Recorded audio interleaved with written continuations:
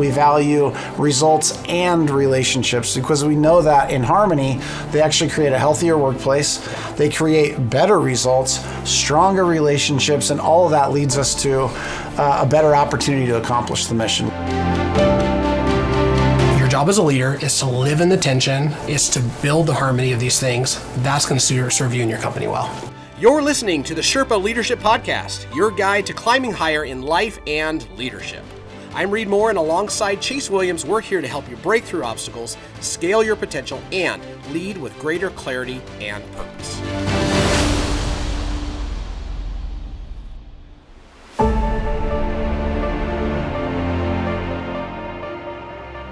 Hey everybody, welcome back to the Sherpa Leadership Podcast. I'm your host, Reed Moore, alongside Chase Williams.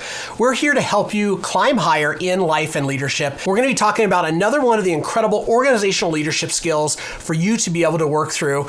So Chase, what are we talking about today? Today, as part of the iServe model, we're going to be covering valuing relationships and results. Yes. And kind of the importance of both, and some things that might trip us up if we lean too heavy one way or the other. So tell us, Reed, about the importance of valuing results and relationships. Yeah, we all kind of have this natural bias towards one or the other.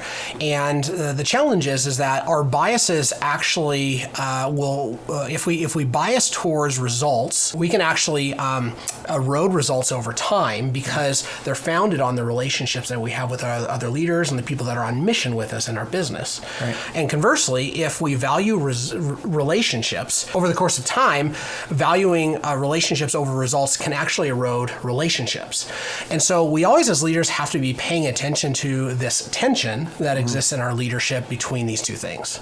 Yeah, and there is a real tension, right? Even though they work really closely together and they're both important, like a lot of things, there can be a natural tension. Yeah. Right? Especially if your default style or the way you were trained or just kind of who you are causes you to lean way to one side. Yes. Either results or relationships. So I think as part of this podcast today, we're going to unpack the value of both. We're going to unpack some of the dangers of leaning too hard to one side and maybe ignoring, even if it's accidentally, the other. Yeah. And then give you some practical ways to think about kind of pulling those two things together and paying attention to both to really support the mission that you have for those that you lead. Yeah.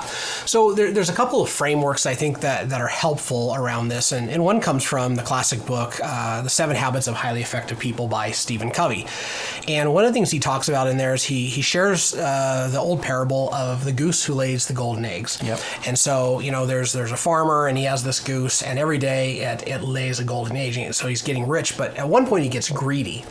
And so he decides, you know what, why don't I just kill the goose and take out all the golden eggs so I have them all right now? And so he kills the goose, opens it up, and there's nothing there. And he uses that to illustrate this idea that when you lead people and they're on mission with you and they're helping produce whatever your company produces and they're helping you be on mission, the primary thing you have to do is you have to make sure that you take care of those people. You have to be able to take care of those people who are producing, because if you don't, the production itself suffers. Yeah. I think another framework that I've really enjoyed is Simon Sinek talks about this, and he talks about it kind of in the short-sightedness of business and business leaders. And that is that profit is not the only thing that you have to pay attention to in a business. He says that there's 3 things, and that's profit, purpose, right, which we would call mission, and then also the people. Yep. And if you don't pay attention to those 3 things, the business will erode over time. Yeah. Well, this is like a lot of things in life if you think about it, right? There's like, sometimes we think of it as the wheel of life, and we can get over-focused in certain areas of the wheel. Maybe that's business or even health, and then we're ignoring relationships or our marriage or other elements that create like this nice rounded wheel. It doesn't have to be perfect, but the more rounded it is, the better it rolls, right? And so that's kind of like people, purpose, and profits. Yes. They're all important to a healthy organization, a healthy business, a healthy group of people that you lead, and yet it can be easy, accidentally even, to pay more attention to one or the other, and then ignore by default the importance of the others. Yes. Right? And so the idea is, okay, how do we bring awareness to that they all actually matter? Right. And in a way, they actually matter equally, but we have to be intentional around not, again, overdeveloping one of those right. at the expense of the other. So let me ask you this, Reed. Why do results matter? Results matter. If you look at anything that you do, whether it's business or church or family, there are outcomes that we're after, right? And the outcomes that we're after validate the business. They actually validate the reason that we exist, which is we are here to create value in the world. And so if we look and we just have a lot of people and those people are happy and they're enjoying things, but the business itself is not prospering, it's not turning a profit, maybe even it's ceased to be on mission or the purpose starts to wane, what'll end up happening over time is that business will actually just cease to exist. And all of the good that business could have done in the world, including to its people and to the people it serves, it just goes away. Right? Yeah. And so the old saying, the business of business is people, is something that we have to pay attention to. But if we're going to serve lots of people, the business itself actually has to be viable. Sure. The other thing is that people, talented people especially, they want to win. Yes. And they want to be a part of a winning team. And so if this is a great culture and it's fun and people like generally feel taken care of, but they're the Cincinnati Browns. Sorry for the one fan that's listening. Cleveland Browns. Yeah. or the Cincinnati Bengals. Yeah. Both of them are in that category. Turns out they have them. Yep. Yeah. You just it comes draft time, and they get the number one pick, and the person who gets drafted kind of paints on a happy face. Yeah. Because they don't actually want to be a part of a losing team, even if the culture feels good and healthy. Yeah, we talk a lot about, especially in leadership and business, around hiring talented people, bringing talented people into our world and then adding value to them as part of the overall mission. Like you said, especially talented people, but I would argue all people, they have a desire to win. Yeah. Right? Results would indicate progress. Mm-hmm. Results would indicate growth. Results would indicate some level of health inside of an organization. Yeah. So if we all get to the office and we sing Kumbaya together every day and we really like each other and that part of it's fun, but we're never making any progress, that's problematic, right? Especially for your top performers, but for everyone. Yeah, and inside of a leadership conversation, it actually kind of just doesn't make sense, because the idea that we've talked about this in an earlier podcast, people are hiring you to help them get somewhere in their life. Mm-hmm. And so you're saying, hey, I want to be a leader. That kind of insinuates I'm taking people somewhere.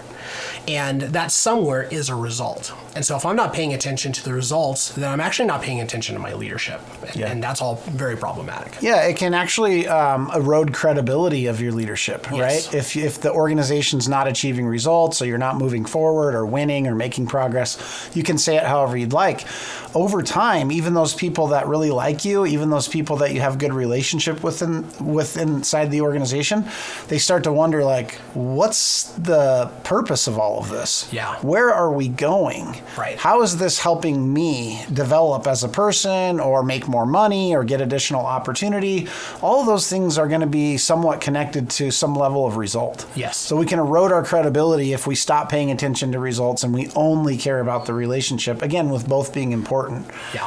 One of the other challenges here is when you talk about results, and you mentioned this a little bit when you were talking about the Golden Goose example, right? One of the questions we have to ask is it the result that I hope to see in you, or is the result that you hope to see in yourself? Right. Sometimes there's a gap between those two things. Yes. Right? So it can accidentally cause us to push people too hard or kill the golden goose. Yeah.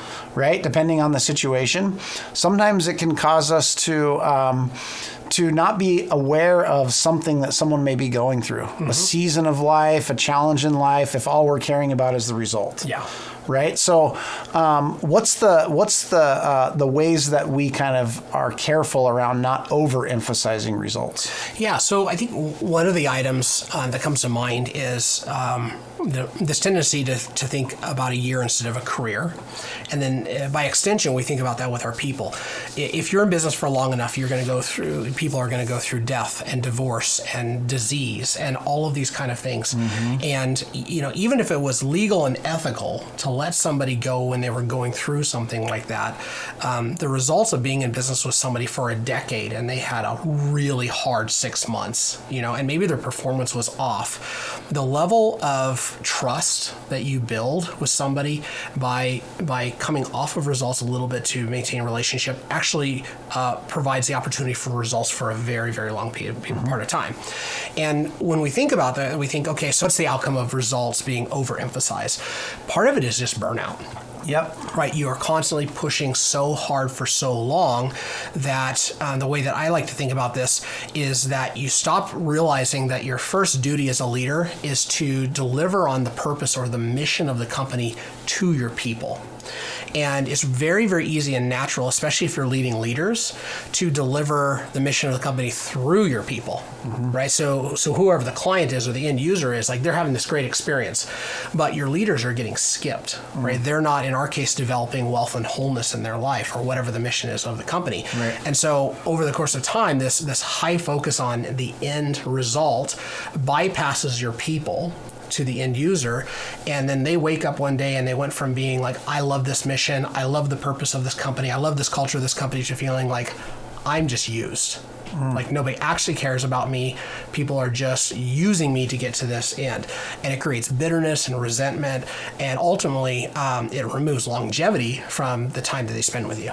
Yeah, I mean, if you imagine thinking that the only thing that your boss or your leader cares about is the thing that you do or the result you create. Yeah. If you don't care about what getting that result provides them in their life, whether that's income or opportunity or whatever it may be in their life, then you're not going to keep that person very long, because people want to be valued for who they are in addition to what they do. Yeah. And so that's a few of the dangers of kind of overemphasizing results. But again, knowing that they're also really important for the viability of the company, the resources that we provide people, the overall mission, et cetera. Yeah, so like Ray Dalio talks about this a little bit, I think, in maybe not the best light, but I think it's in his book Principles, but he talks about a meritocracy and just kind of the ultimate idea of business is meritocracy.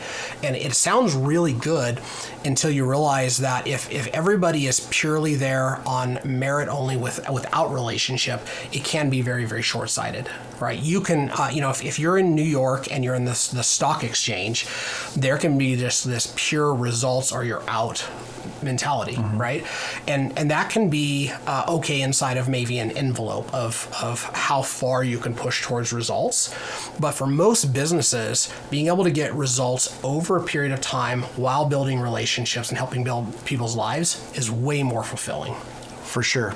Okay, so we talked a little bit about why results matter. We talked a little bit about the risk of overemphasizing results or leaning too far to just that one thing. Why do relationships matter? And it sounds like a funny question asking out loud. Yeah. But why do relationships matter? It's a funny question unless you're highly biased towards results. And you wake up every day and you miss the whole relational piece, right? Mm-hmm. Relationships fundamentally build trust. Right?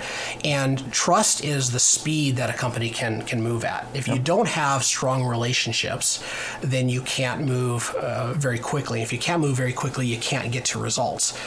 They also create resilience. One of the most impactful things I've been able to see in our business and in other people's businesses is when things get hard, the connectivity of the relationships. In other words, these people next to me aren't just coworkers. They become friends. They're an integrated part of my life. That causes people to have way more resilience when it comes to pushing towards results and pushing for results in their life as well as for the company. And so at the core of these results really, really, they matter. I think the third one that might be the biggest one is results are the biggest multiplying effect that you have in business and maybe in this world. Mm-hmm. If I have strong relationships that are built on trust and those people are resilient and we've gone through battles together, over the course of time, they start to embody the purpose or the mission of the company. especially if you've invested them in a way that they've experienced the mission of the company, and now they are propagating that mission, right? They're not punching a clock. They're not just checking a box, but they are actually on mission with you. When that happens, you go from one person who's embodying all of that to dozens or even hundreds or in some cases thousands of people. And that's how companies actually scale to be really, really large. Yeah, you mentioned this benefit of resilience, right? Like, and we touched on it earlier. People go through hard things in life. Yeah. And there's this pattern, there's this common pattern of behavior sometimes that when people go through hard things in other areas of their life, oftentimes they tend to make sweeping changes in other areas of their life. Absolutely. Right? An example would be like somebody going through a divorce, like the chance of them leaving the current job that they have or moving out of the house that they live in or even changing the location that they live in go up dramatically, right? Yes. Because there's this idea like I get away from this and make sweeping change, right? Whereas if you have strong relationship with people and they experience hard things in their life, they know that you value them. Yeah. And they want to be part of that environment because of the relationships that they have. There's a stickiness there that is not only helpful for helping see them through a challenging time, which is loving and serving of the person, but also creates this longevity and loyalty. And again, someone who might even be more on fire for the mission than they were before because this place has taken care of them through this life event or season, if you will. And so that kind of illustrates in part the value of relationship. And I don't know about you, Reed, but I've made a few mistakes in my leadership journey. Oh, yeah. Right? More than one. And so if I have great relationship with people and they know that I truly value them, the grace that they might offer me as a leader when I make a mistake goes up exponentially. One of the most loving things I've experienced from people inside of a company is when they're willing to fight you when they think you're wrong. Yeah. Right? And I never enjoy it. Never have, maybe never will. But as soon as somebody disagrees with you and they take you to the carpet over an idea or a decision or whatever, what they're really telling you is, I care about this place and I don't want to see it change. Sometimes that can be a challenge. Yep. But a lot of times it's somebody who has enough relationship and cares enough about the mission of the company that they're willing to put that at risk, right? And that's, as a leader, if you experience that as a challenge to your validity, a challenge to your identity, all of that stuff, you're missing the true message, and that is you might have somebody that cares as much or more than you do. Yeah. Big deal. So what about some of the risks of overemphasizing relationship, which again might sound funny. It's like, how can you overemphasize relationship? It's so important, but you can. And what are some of the risks around doing that? What does that actually look like in practicality? So one of the risks that we run if we overemphasize relationship is that, as silly as it sounds, we're actually not overemphasizing the relationship as a healthy relationship. We're overemphasizing maybe popularity or people wanting to like us or artificial harmony. And so what ends up happening is that we like the feeling of relationships when they're good and they're fun and they're easy, but the actual depth of a relationship has to be able to withstand conflict, hard seasons, hard times. And so there's this bias towards relationships that if we look at really deep, healthy relationships, like hopefully in a marriage, that's not the expression of that. It's actually seeing all of the ups and the downs, and it's, the Bible would say we laugh with those who laugh and we cry with those who cry. And the first one's really fun. The second one actually shows the depth of relationship. And so we can overemphasize relationships and we can watch somebody go broke, or we can watch somebody run off of a cliff. And really we're taking the eye off the end result that we need and they need. And at the end of the day, it doesn't even value the relationships, right? The other thing, like we just talked about, is if popularity or identity or wanting to be liked is the primary motivator for the relationship, then I will take my eye off of the goal. I'll take my eye off of the purpose, off of profit of the company to be able to kind of maintain harmony. But again, at the end of the day, it will actually erode itself. Yeah, I mean, the way that I was taught this is like you can accidentally love someone out of the business or love someone out of their role, right? What that looks like practically is like, let's say I'm overemphasizing our relationship or that you like me and I'm leading you in a role inside of the company, and you've been getting really poor results for quite some time now, and I've said nothing about it. How do you feel actually? Do you know you're getting poor results? Oh, 100%. I wake up and my body, my physiology tells me, like, you're not cutting it. Yeah, and if I'm saying nothing about that, what is that actually demonstrating to you? What is it demonstrating to others in the organization? And of course, what risk does that put on the overall mission and purpose of the company? Yeah. Right? So if I'm like, I really don't want to rock the boat here because Reed and I like each other, but he's really not getting the results I believe he's capable of, I'm not having hard conversations with you. Yeah. Right? Hard, loving conversations, by the way, which is actually real relationship. Yes. I'm pulling back from accountability that you would anticipate a good leader is helping you with, right? Good accountability is actually helpful and caring and loving and supportive of getting better results. Yeah. Right? Now, all of a sudden, like you said, there's this artificial harmony. So like we can still come in and have a conversation about our weekend and what we're excited about in life and then go our separate ways, you knowing you're getting poor results, me saying nothing about it and getting like this underlying frustration that's building, but I'm doing nothing about. That's an example of overemphasizing the relationship, which, by the way, I would argue that in that example, that might be a pretty shallow relationship. Yeah. Right? I'm seeking comfort in the relationship versus depth of a valuable relationship. Yeah, sometimes I have to remind myself that the relationships I have in business, they are relationships where we've all agreed to the field of play, right? So if I'm not helping you, in a sports analogy, move the ball down the field, I can act like, oh my gosh, this relationship is like, it's really, like I don't want to rock the boat. But that person actually already knows why we're in relationship, right? They're aware that the ball has to be moved down the field. And so if I just avoid doing that, that person just dies on the vine. And I might be afraid of a conversation that actually we've already agreed upon. Yeah. Yep. So let me ask you, Reed, in a vulnerable moment for both of us, which way do you lean? If you lean one way or the other, and we know now both are important, what's your natural leaning toward either relationship or result? It's relationships. Relationships. Yeah, I kind of jokingly say it's results, but the reality is that I would forego some level of profit to be able to have healthy relationships. And there's times where that shows up well in really hard times because of the long game. And there's other times where I just don't want to deal with whatever that thing is. Over the course of time, I think I've gotten better and better at that because I genuinely want healthy relationships, which requires, the conflict or requires the hard conversations. But I definitely bias towards that.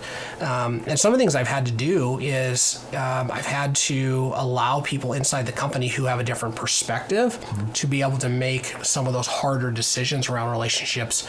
Because if I'm removed, I just want to jump in, I want to help, I want to save somebody. And I've experienced doing that to the other person's detriment.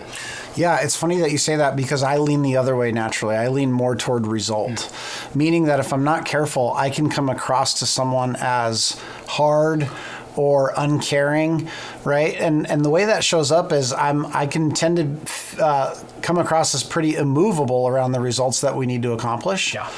Right? Now, I try to do that in a way that's like, I'm not going to give up on you and I can have patience around this, but we're going to continue to have the conversation until I can help you get to the speed that you need to be at. Yeah. Because I believe ultimately that people want to win.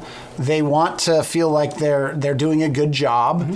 And so when that's not happening for a number of reasons, I have to be really careful that I'm in tune with what might be causing this lower performance if I haven't experienced it before. What can I do to support you in getting up to speed or getting the result that we both want you to get? Yes. Because if I'm not careful about that, if I don't lean into the relationship I do have because I naturally lean to result, it can easily come across as all I care about is matters the result. Yeah. And although that's not the case, at least in my heart, it doesn't matter what's in my heart if that's not what the other person's experiencing. Yeah. So I have to be really, really careful and intentional around those situations that do come up in business and in leading other people where the results aren't there. Yeah. Maybe it's for a short period of time. Maybe it's over a longer period of time. So that's kind of my bias and what I have to watch for. Yeah, I've had the challenge too, where if you do a great job of taking care of people, they will want to please you. And they will attach sometimes even their identity to what they're doing inside your business, which is not the most healthy thing. Yeah. But what will happen over the course of time is we will go from a win-win relationship where you're doing your part, I'm doing my part, and we're winning together. And that person starts to either grow into a place where they know themselves more and their role is not in alignment with what they should be doing. But they will wake up every day, and because they care about the company, because they care about you, because they care about the people around them, they will start doing harm to themselves. Like it shows up, they start gaining weight, right? They start getting a little more snippy. It starts showing up at home in their relationships. And so the bias towards a relationship actually can be genuinely a good relationship, but because I'm not paying attention to the best interest of the other person, the results that are coming through them suffer, but they suffer along the way in a really extreme way over time. Yeah, and thank you for sharing that, by the way. I think what we're trying to illustrate here is almost all of us lean one way or the other. Some more dramatically than others, right?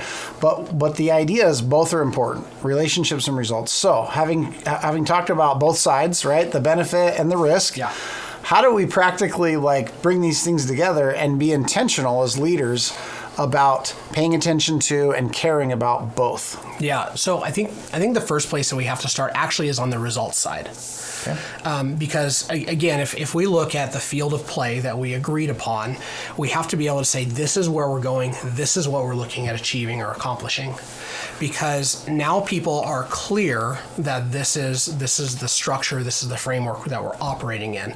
So now taking care of people is in reference to some destination. When that's ambiguous and people don't know how to win, or am I winning, am I losing, then the relationships are just not on solid footing. There's really no way to hold somebody accountable. There's really no way to have hard conversations that aren't emotional and aren't just from what I'm feeling today. So I think we have to start with the results that we're after as the initial framework. And I'll just say it again because I think it's so important because, again, I think most things worth saying are worth saying because they're easy to not do, right? And that is that I need to take a step back as a leader and say, am I using the people in my world to be able to get to a result? Or am I delivering results to them, modeling that, and expecting that through them? Right? Yeah. And I think that if we do those two things and then we obsess about what actions do I need to take as a leader to be able to deliver this to my people and then through them, and whatever we're trying to get to is clear, we've set a really good foundation for being able to do this well. Yeah, I love that you said that, this idea of at some baseline we need to start with result because we want to go somewhere. We want to accomplish a mission. We want to accomplish a purpose.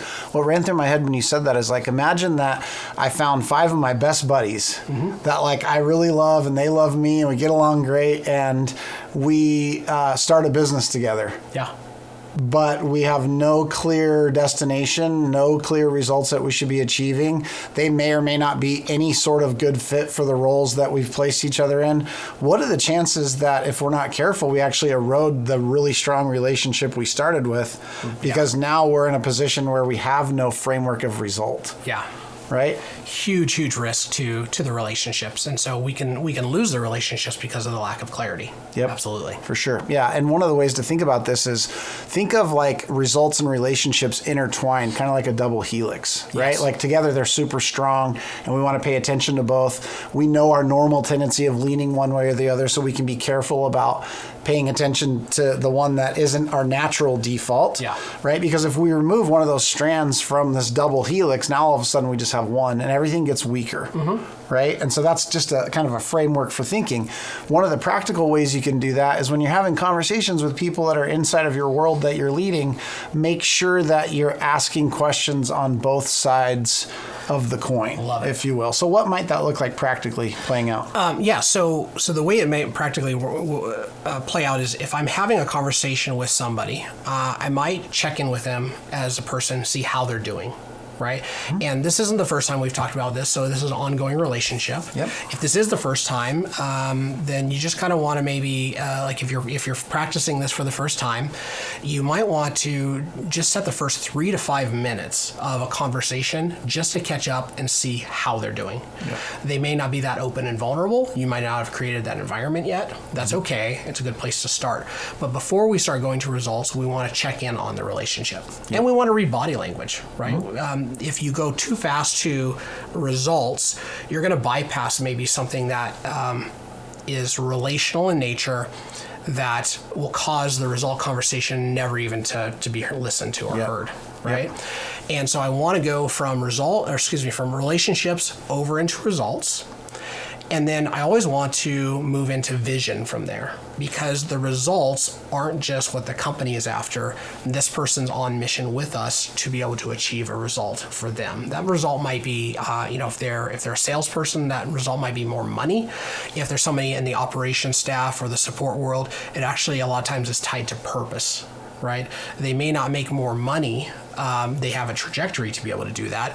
But the fact that they feel valued and they feel like they are a contributing member to the team means that when they show up and they do work for the day, they go home satisfied. Really important. Yeah, so what this might look like, let's say, you're meeting with someone inside of your organization, either one-on-one or even in a small group. We have like a morning huddle that we go through, right? And where we generally start is with something about their life in general. It's got usually nothing to do with the business. Hey, tell us about something fun that happened on your weekend. Tell us about something that you're looking forward to upcoming, right? Like we connect on a human level. We haven't gotten into the business yet because, like you said, you're going to read body language. You can understand what's important to people. You can celebrate with someone, right? You can understand if something hard happened in their life that you need to, add extra time to for them or with them.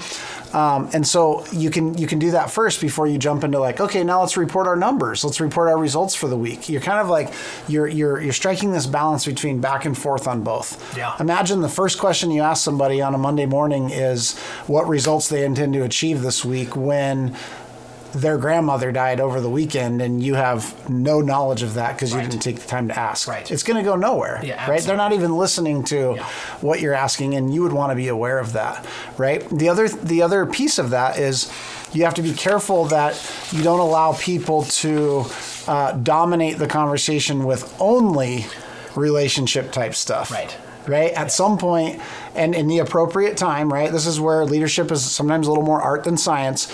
You have to pull people back in from just pure relationship conversation to the result that we intend to achieve. Right? Otherwise, we create this, artificial harmony. Right? Absolutely. And so you can watch for both of those things, but often it's just in the cadence of questions you're asking. How many questions did I ask about Reed as a person versus how many questions I asked about Reed and the results that he's looking to achieve in his role? If I'm overweighted on one or the other, then there's a chance that I'm leaning too far one side or the other, and I'm not taking full advantage of both of these things. And be mindful of your presence. Be mindful of your body language. If I ask you like, hey, Chase, how was your weekend?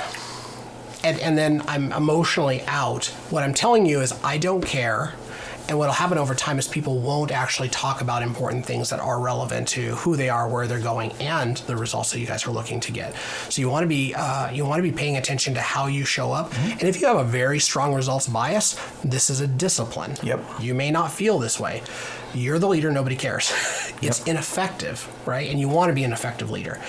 And then the other piece is when the results conversations become uncomfortable. If you're highly biased towards relationship, you're going to want to remove the discomfort. Right? And when you remove the discomfort, you remove that pressure that causes that person to think and have to actually kind of wrestle with what is the reason I'm not getting my results. And so you just have to know your bias and operate from a skill set or a system or a process in that area to be able to make sure that you're showing up in a way that's helping everybody move forward. Absolutely. One quick tip around that is if you naturally lean toward result and you want to get better about paying attention to the relationship, if you ask somebody, like you said, a question of how was your weekend, right? And you want to develop a skill in actually paying close attention to that, caring about the answer, get good at asking a follow-up question. Yeah. Right? Regardless of what they say, ask a follow-up question about it. Stay curious. Be engaged in what they're sharing, and you'll be not only demonstrating them that you care, but you'll find yourself actually paying closer attention and being connected to that person as an individual. What's a practical tip for someone who leans to relationships, and now we're in this results conversation that may be feeling a little uncomfortable? How do I stay engaged in that conversation that I'm wanting to move away from? Your best friend, that's also going to be one of the things that's going to be hardest, is to let silence do the heavy lifting. When you ask a difficult question, you can literally count to 10 in your head, right? So, hey, I noticed that you said you were going to commit to this, and this was the result this week. Tell me about that. And I'm just going to let the silence sit there, and you're going to maybe be coming out of your skin. You're going to want to save the day. You're going to want to be like, oh, no, it's okay, right? Which I do that. I will cause that tension to be released too soon. But creating a moment of silence and letting that person actually process their thoughts and answer before you move on can do a lot of heavy lifting for you. Love it. So if we were going to offer some questions to our listeners around this podcast of kind of evaluating this in their own leadership journey, to maybe identify where there's area for opportunity to improve, what questions might we offer? So I think the first question would be to ask yourself, if I'm honest with myself, where do I bias towards? Do I bias towards results, or do I bias towards relationships? As soon as you know your bias, you already know where your strength is going to be, and that's great. And it also tells you where you need to put in improvement and effort. Yeah. The other thing I would say in terms of a question is like, what's one person on your team or one person that you lead that maybe you've been biased one way or the other? And what can you do intentionally this week with that individual to show them that you care about both? Yeah. Right? What's a different question you can ask them? What's a different conversation you can engage in with them? It might even, you might even think about, how can I well prepare as the leader for my next conversation with this person that maybe I've been leaning too heavy one side or the other? Because I want to do that with intention. I just don't want to rush in there and show up like a completely different person, right? I want to think through this and prepare so that, again, I'm offering care and I'm offering candor in the right dosage, yes, right? And I can think through that and prepare for that conversation ahead of time. So think of actually a specific individual that you can intentionally prepare for paying attention to the other side of the relationship versus results coin with them. Yeah, so if you have a relational bias with me, you can frame a results conversation in relationship. And that might be something like, because I care about you, I want to talk about the results that you're getting because I know that that's important to you and who you're wanting to be, right? Yeah. So that is a relational caring conversation that frames up the way I'm going to care about a relationship is to talk about results, right? Yep. If I am a results-based person, right, and I need to approach a different conversation, I might say, you know what, the results that we're getting in this company matter, but it's people like you that actually help us get those results. How are you doing? Yep, it's a great question. Right. Yeah, I think kind of in closing, as we land the plane here, like hopefully we've articulated that both of these things are equally important. Yes. Right. This idea of a double helix and how they work together. There's a lot of clickbait out there, right? These days, things that sound like, people over profits. It's like, okay, that sounds cool. I get what they're going for. But instead of over or before or above, I like the word and, which is the one that we use, right? We value results and relationships because we know that in harmony, they actually create a healthier workplace. They create better results, stronger relationships, and all of that leads us to a better opportunity to accomplish the mission. Would you agree? Absolutely. Yeah. So anytime you hear, people over profits, man, it just might tug at your heartstrings. Like, yes, that's right. But anytime you get rid of the tension, anytime you get rid of the harmony, you're missing something. That will only serve you for a very short period of time, right? Or when somebody's like, meritocracy, profits are what matter. Not super popular, but if that pulls that heartstring, you're like, you know what? These people should show up this way, and I'm not a babysitter, and. That's just not going to serve you well over time. Your job as a leader is to live in the tension, is to build the harmony of these things. That's going to serve you and your company well. Yeah. I mean, hey, I like a peanut butter sandwich, but I like a peanut butter and jelly sandwich a whole heck of a lot better. Absolutely. And sometimes putting those two things together is not necessarily natural or easy, but I think we can agree on the benefit of paying attention to both. Absolutely. Awesome. Love it. All right. Thanks, guys, for watching the Sherpa Leadership Podcast. If this episode inspired you or brought you value, please don't forget to subscribe. You can leave us a review, and you can share it with a fellow leader. You can find additional resources around this episode, others, and additional content at SherpaConsultingGroup.com. Remember that leadership is a journey. Every single step you take matters, so keep climbing. We'll see you next time.